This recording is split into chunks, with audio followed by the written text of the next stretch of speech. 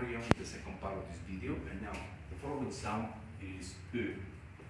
This E sound is from contracted, high abroad, unrounded, that lax and short. Okay, obviously this E sound has some spelling variations. Okay, these spelling variations we can see in words with the letter I. For instance, hem, it, spirit. Okay, also with words with letter A, like cabbage, village, garbage.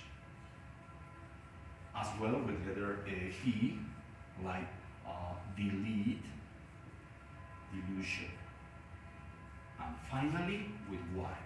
For instance, we got symbol and symptoms. Okay, so this E sound, which is from contracted, high, abroad, and unrounded, lax and short, has these spelling variations like hem, it, spirit, cabbage, village, garbage, delete, delusion, symbol, and sentence. Delete, sorry. Okay? Now, so keep in mind, as I said before, this sound is from contracted, high, narrow, unrounded, lax, and short. Okay? Okay, now let's proceed with the following exercise. Now, I want you to read the following sentences aloud and slowly to practice the sound. For instance, this simple thing is a wedding ring. Is a symbol, the oldest in history. Okay, so the idea of these sentences is to practice the sound slowly. This simple thing is ring, wedding, no, is symbol, the as history.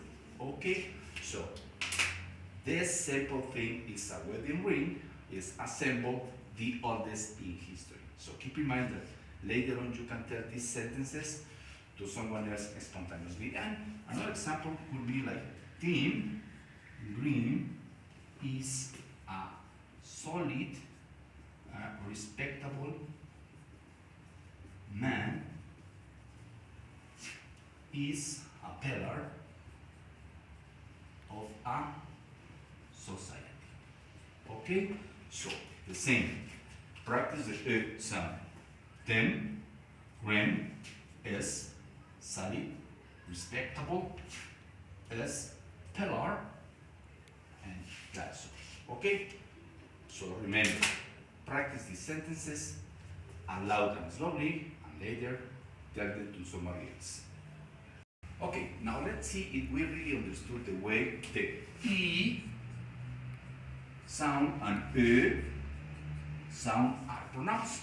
And the best way is to contrast them, no? So we have words, for example, like sheep, sheep, sheep. Like eat, it. Like sick, sick. Okay, so always making this E sound long and tense, whereas E sound it is lax and short. So one more time, sheep, sheep, eat, eat, sick, sick. Okay, well, thank you so much for your attention, and hope this explanation for the pronunciation can help you in your English pronunciation as well.